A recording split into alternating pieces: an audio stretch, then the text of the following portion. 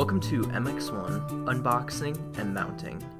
When you open your MX-1 package, you will have the MX-1 box, the quick guide, power supply, power cable, and optional signal cable. It is best practice to mount your MX-1 near an outlet and in view of your sign. Place 4 screws in the 4 corner holes to mount the box. The power cable will connect to the MX-1 box to the power supply, which will plug into an outlet to supply power to the MX-1. If your MX-1 is an outdoor box, it will come in an enclosed container. There will still be 4 corners to screw in, however. Looking inside the enclosure, you can see the familiar MX-1 box plugged into a power supply. The power supply sends a cable out the bottom of the enclosure to be plugged into an outlet.